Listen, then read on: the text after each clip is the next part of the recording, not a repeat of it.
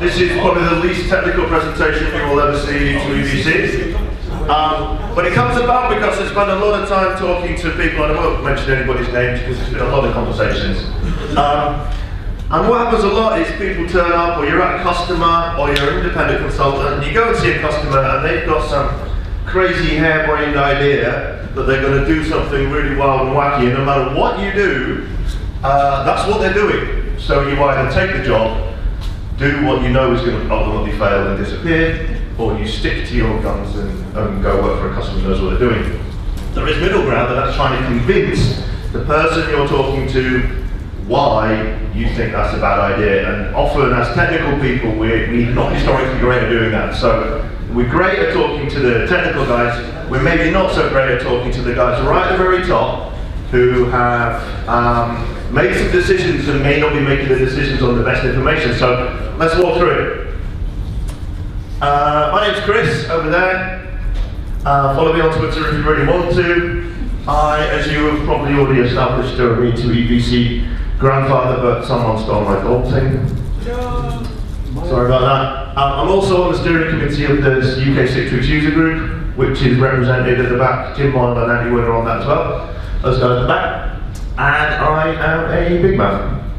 Oh, and there's a cloud. There's always going to be a cloud, right?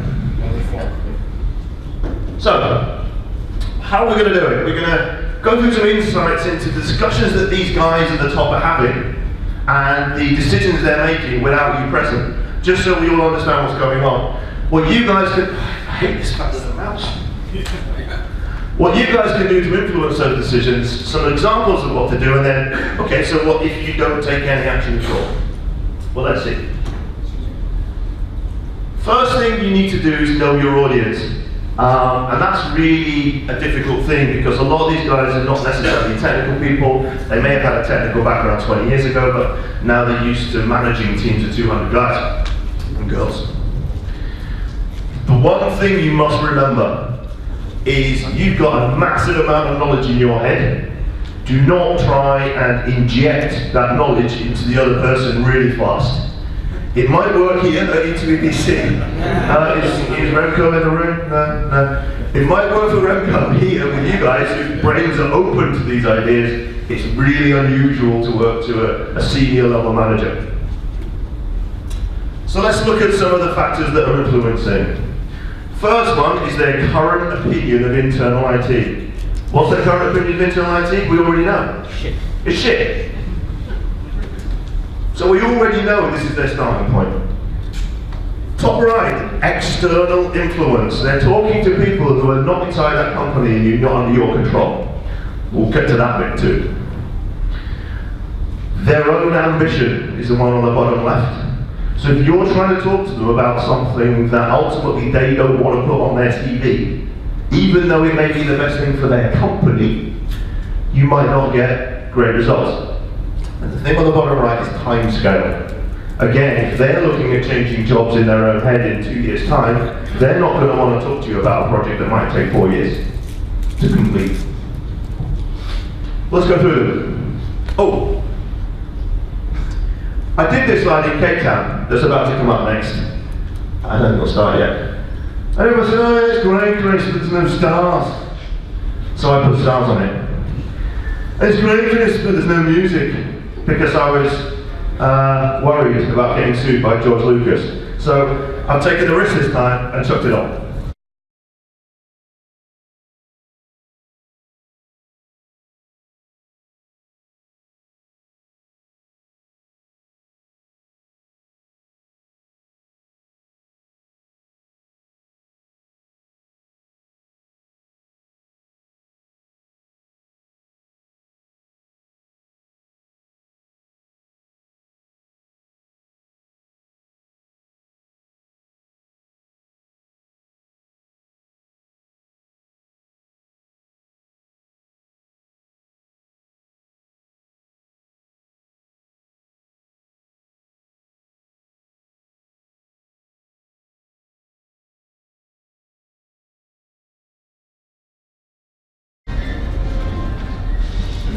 Okay, so I didn't see my kids for 3 days while I made that, so that's all great.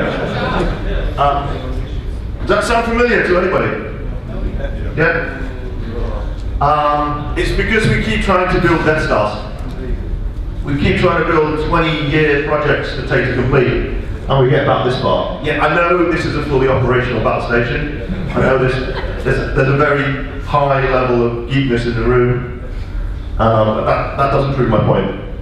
Okay, so basically, failures.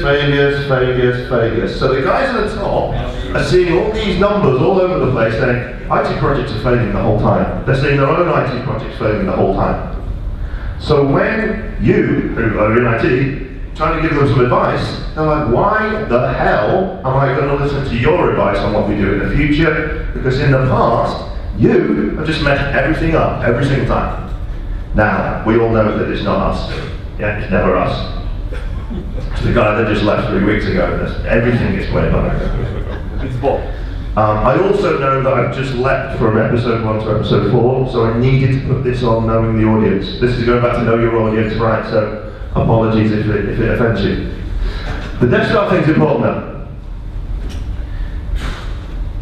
We need to stop building these Death Stars. And too many companies are still trying to build these enormous, really complicated integrated systems, and there's no measure of success until the entire thing is completely finished. And I see it all of the time, and then no wonder it fails, because the time scale it takes to deliver the project is outweighed by the rate of change on the thing they thought they were going to deliver in the first place. Things change the entire time. We don't live in a static world. So, anyone know who the guy with the wings is? We're in Greece.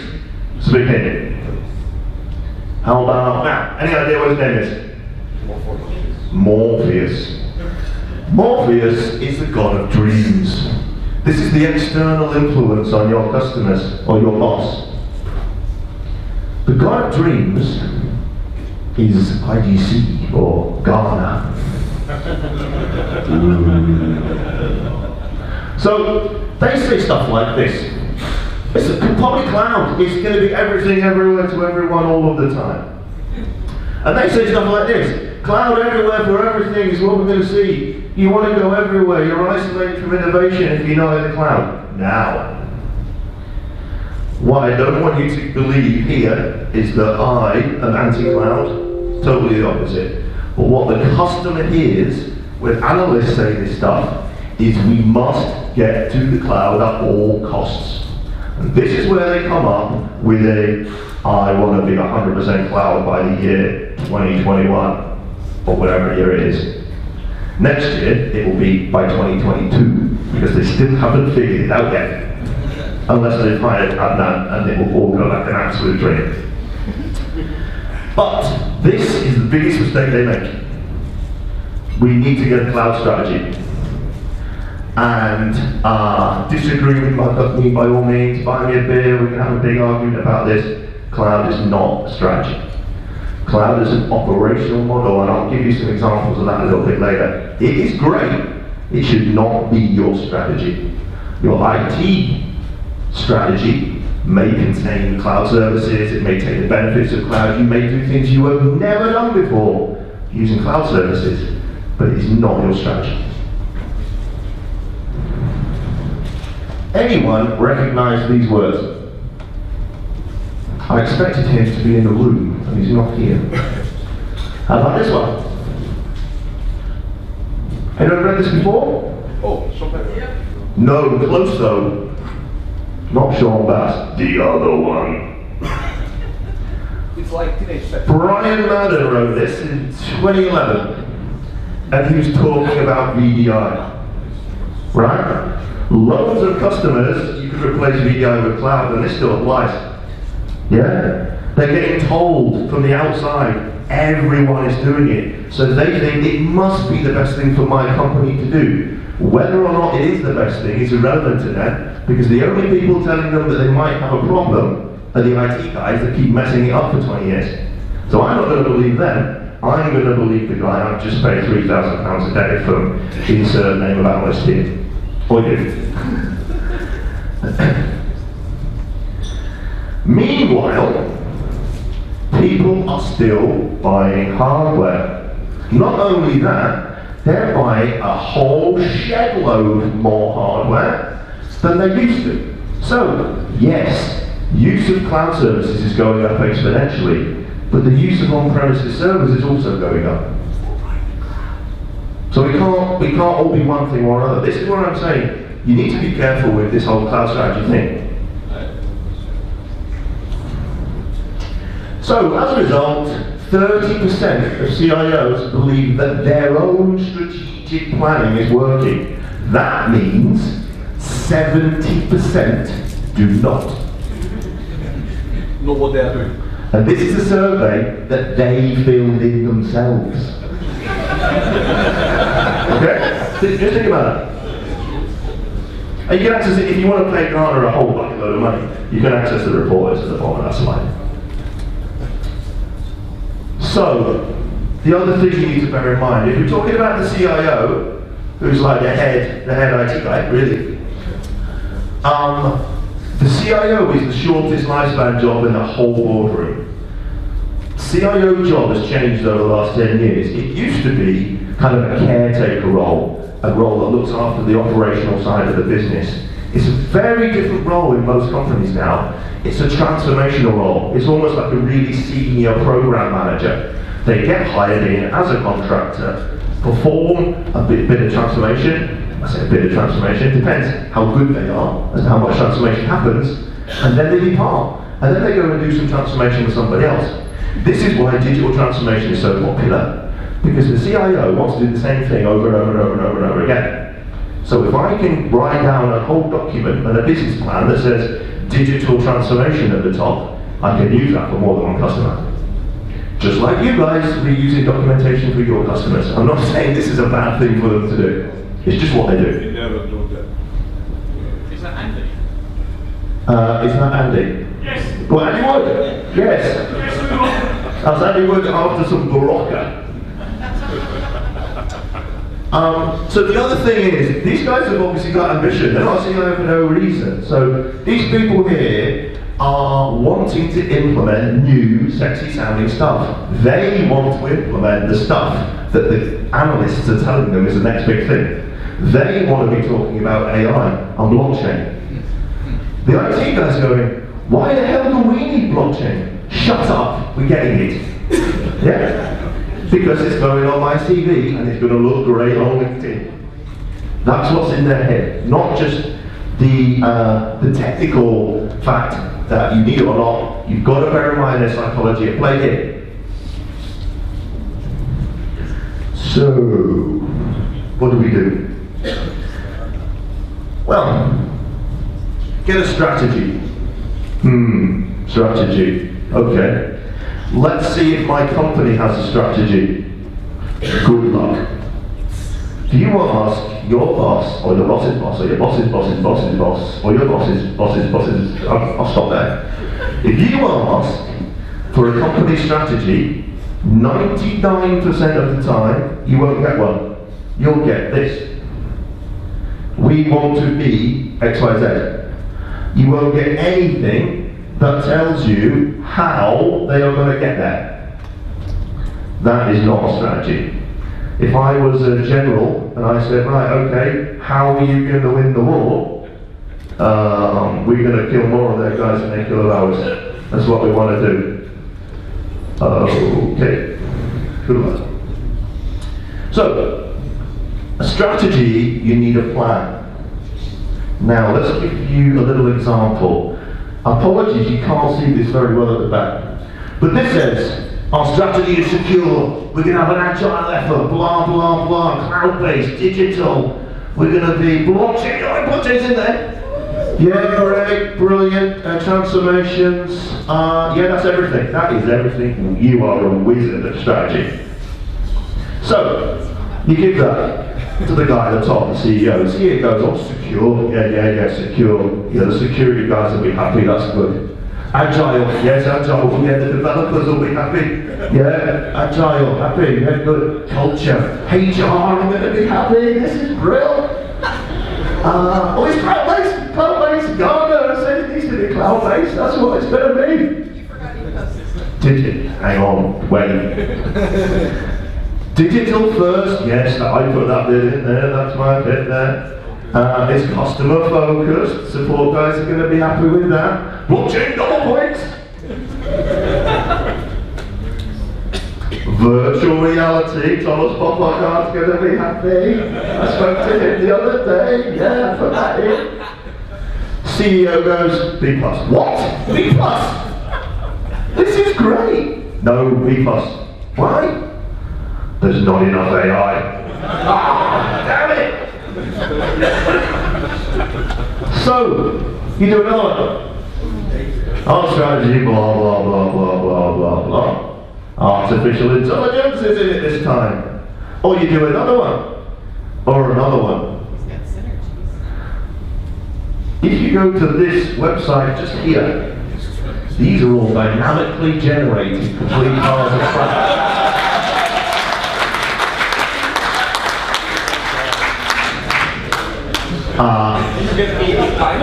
When you see your own strategy that looks similar to this, just send your boss here. Send your boss here and see if they can create a better strategy than the one you have. Because these are not strategies, they're just words. They're just, this is what we would like to do because everyone says it's a great idea. You have not considered your own business, so it is not a strategy. You haven't thought about the landscape you're looking at, you haven't thought about the competitors you've got to deal with, you haven't thought about the bumps in the road at all. You haven't thought about the fact your applications are 25 years old. The last thing you want to be doing is getting me busy doing blockchain. We need to fix that shit. Well, that's not sexy, Chris. That is not sexy, you're right. You're right. Did you just say Chris isn't sexy? No! It's not the first time Esther has said that. I have to admit it. I don't think I'm her kind of guy. Now, strategy. Why the hell are you telling me about strategy? I'm an IT guy. Or girl, so I should have deleted the word guy, apologies. Subconscious. You know what, most of the guys in this room, most of the guys I know are probably way better at strategy than the people who are actually writing it. So if we can help them do their job by showing them what a real good strategy looks like, they're going to look better, the project's going to work, IT suddenly get much better reputation, and we can all move forward a lot better. Great, it's all good news. So it's really just problem solving, and that's what we do all day. It's just trying to identify what that problem is and how we are going to fix it. So don't think strategy is beyond you, far, far from it. Strategy is beyond most of the people that write strategy. That's what we need to get thinking. Now I've put a few questions down here. I'm not going to go through them all, but this is a real good start point. Yeah. So if you know you need to achieve something, you know you want to implement anything. I want to have some data analysis. I want to use AWS in order to do that because we're running out of storage. Don't just go buy another SAN. Yeah. I want to use data in the cloud. That's going to help me out. It will reduce the footprint on my storage. We don't need to buy that storage because we're doing it in a completely different way. Little tiny steps forwards really makes a massive difference. And I'll give you an example of that in a minute. The issue is this purple fellow here. Yeah. It doesn't apply in this room, right? It doesn't apply. But it really applies with the guys with the money. Because if you talk to them, and I've seen this so many times, you demo something that appears way more simple than it used to be. But you show them the kind of interface an IT administrator sees, and they're a finance director. They're going to go, what the hell do you mean it's simple? I've only understood 30% of the words you've said. So you need to be really careful. Demoing something that's really going to help you out, showing them what you would see. We need to be showing them what the outcomes are. We need to be showing them what the actual people at the end of the line see. We need to focus on true user experience, not admin experience. That could look really great. If you're talking to your IT manager or the guy that would see that, great. if you're talking to the finance director because you're trying to persuade them why this cloud-first strategy needs a bit of thought, show them what the experience would look like. So, if you want to do something, make it easy. Everyone's lazy. We're all lazy. Automation doesn't exist for no reason, right? We try to automate everything because we're lazy. This is one example. This stuff comes from a book that I know at least a few of you have read, because we've spoken about it, called the Phoenix Project. And work is broken down into three things. And this is you trying to persuade your boss or the customer you're working for, look, even a really small change here can have a massive impact on the company you work for. And the reason for this is we're busy doing the things on the outside. We're also, the IT people, I'm going to keep saying the word guys, I need to remove that. The IT people are busy doing internal IT projects, which is the operational stuff. Business projects, which is I need a new application, and it needs to do this, so you're getting told to do things. And then change management, which is obviously keeping things up to date, which we all do all of the time. And then you've got this middle fellow here called unplanned activity that no one knew was going to happen. This happens all the time. And what will happen is someone will come up to you with a task, and they've got a pretty decent idea that task is going to take 1 hour. But you're 90% busy. Okay? So the 1 hour task is going to take you 10 hours. Yeah? Because you're 90% busy. They're going to be dissatisfied with this. This adds to the fact that IT is shit. Because I know that's going to take 1 hour. What do you mean you're going to get it done by Friday? Well, I've already got these other 3 things I'm doing. I've got to queue all this other stuff. My calendar is full. Of course your calendar is full, you need to be busy. Yeah, but because I'm busy, I've only got this little tiny gap. This, if you're talking to them about things like automation or any way to make your environment more efficient, blueprints, any of that stuff, talk to them about, if I could free up 10% of my day, which in a 7.5 hour day is 45 minutes, if I can do this automation stuff I'm talking to you about, but we can invest the time in getting these PowerShell scripts all sorted, I'm going to be able to react to your request twice as fast. So a 1 hour task can now be done in 5 hours, not 10. That's 50% better.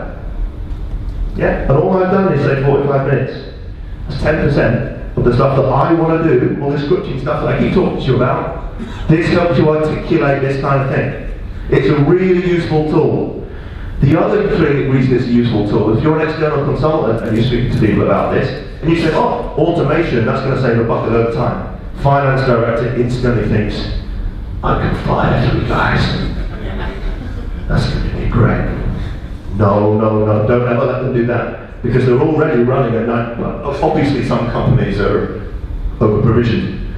But this is the graph you show them. It's not to get rid of people, it's to improve massively the efficiency of the IT department.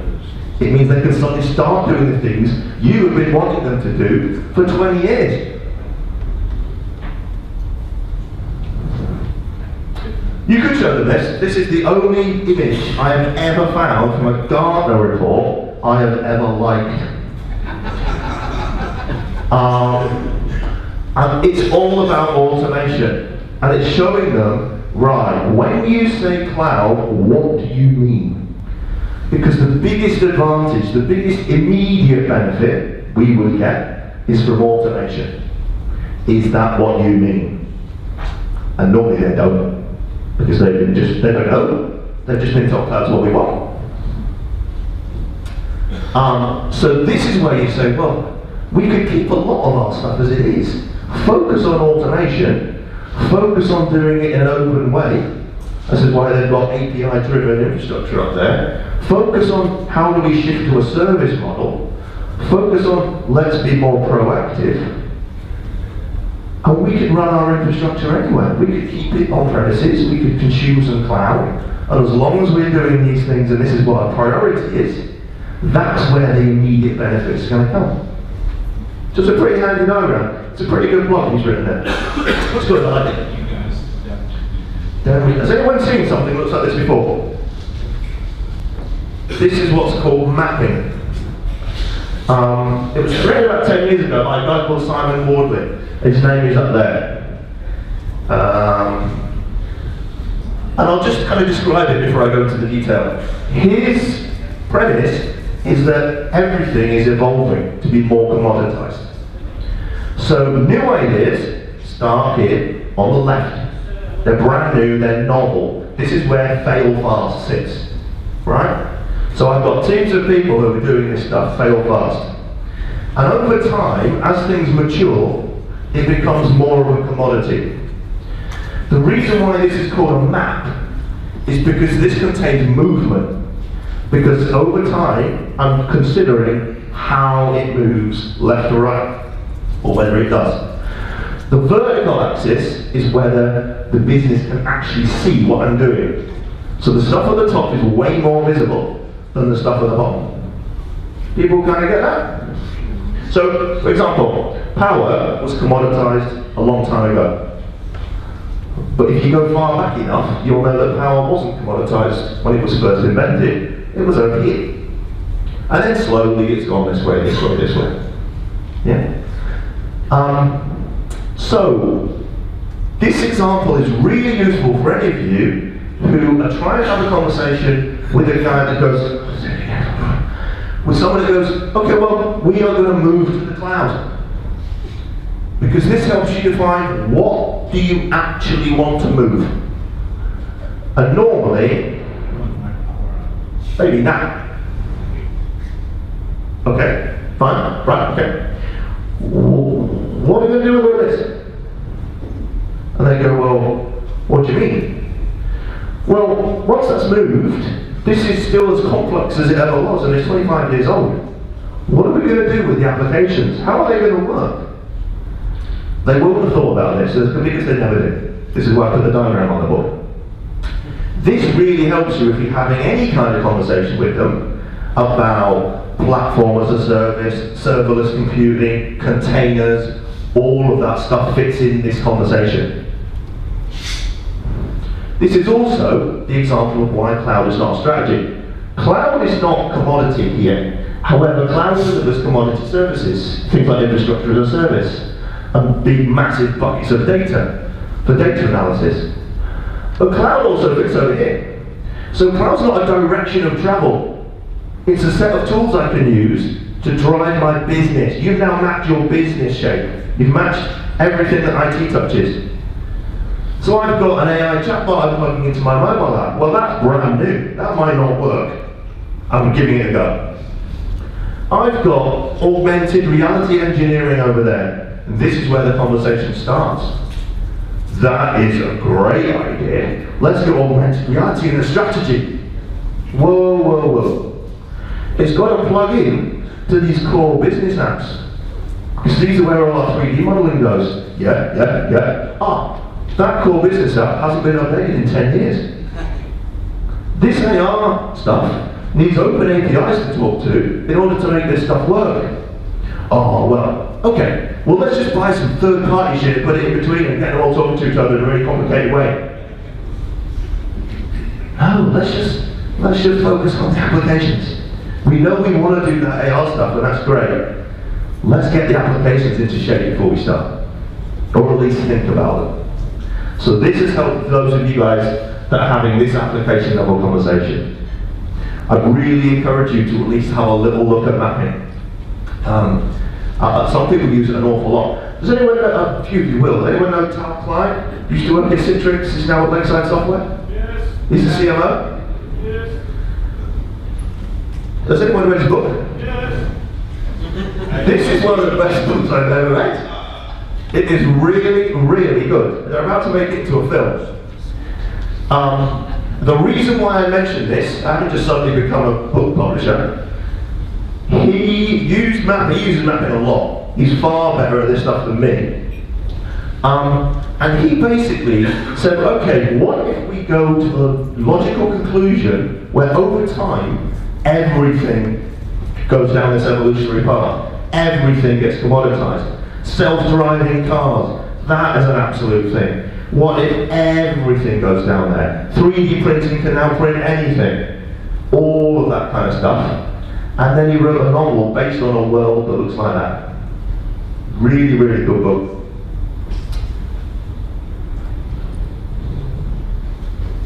Oh, let me show you this one.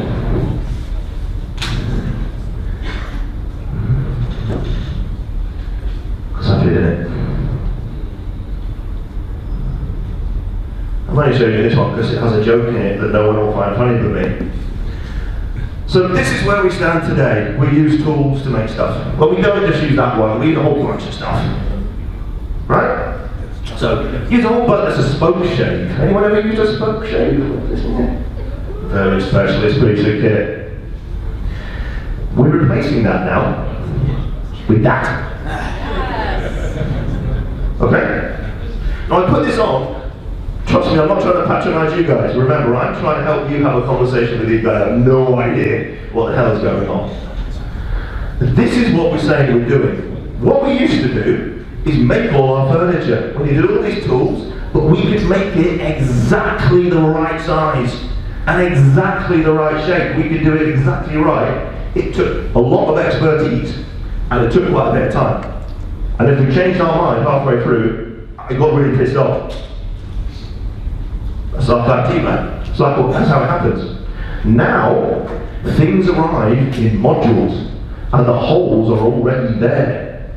So all I've got to do is take 5 or 6 bits, take the thing that's already supplied, use my Allen key, and just connect them all together. That's way simpler, right? This is the commoditization that we're talking about, right? This is how we're going. Now, there is still a place for the stuff on the left. But people who are now going and buying kitchens are not buying kitchens and the guy turns up with all that. They're buying kitchens from someone that turns up with one of these. Or they go to IKEA. So, that's what we had. That is what we had. It looks great, but it's very old. How do we replicate that in the cloud? We don't. We do that. And if you're not happy with that, tough. Because to replicate that in the cloud will be impossible or expensive. And this is what you need to get over to. The other thing, this is joke coming, get ready. This one's open.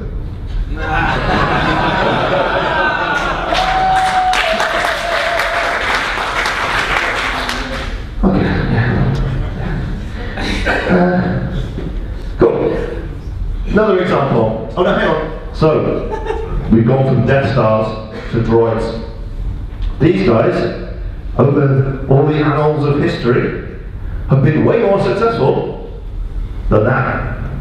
And there's 1.2 million people on there, approximately. Not anymore. It took 20 years to build the first one.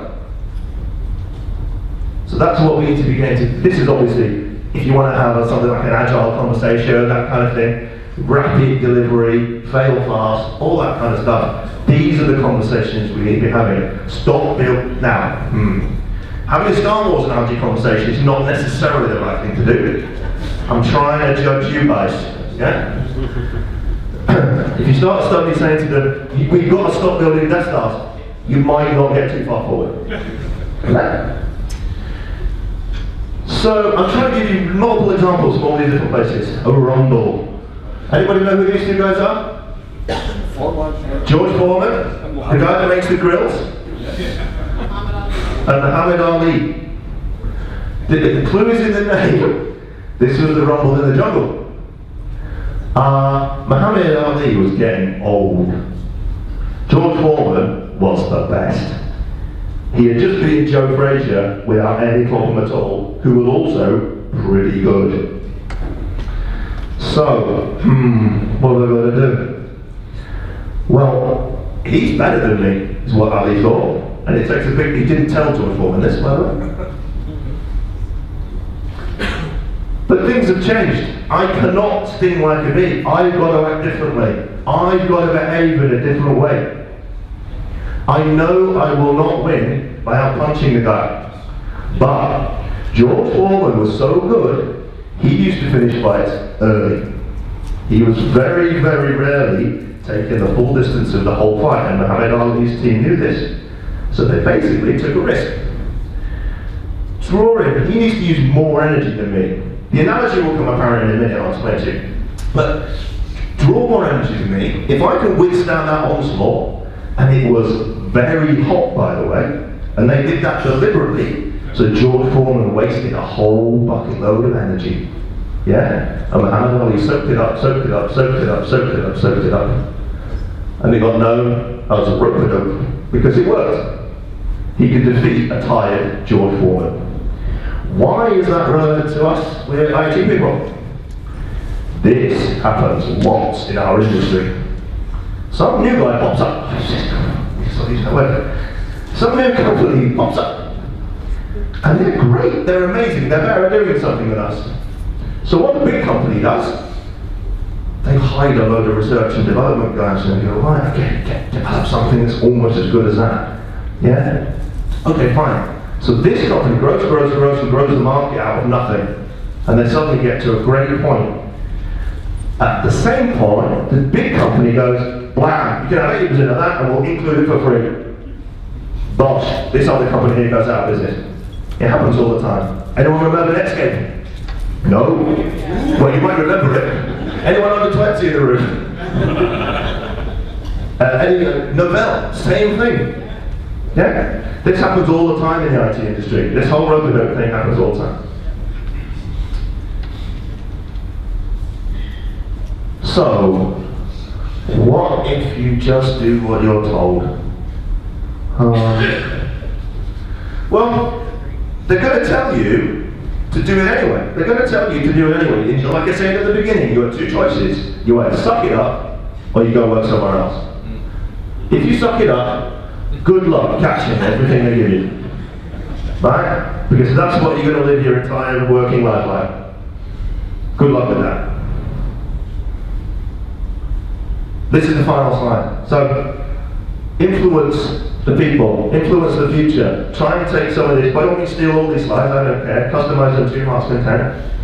If you reuse the Star Wars music, George Lucas might see you, but just let you know.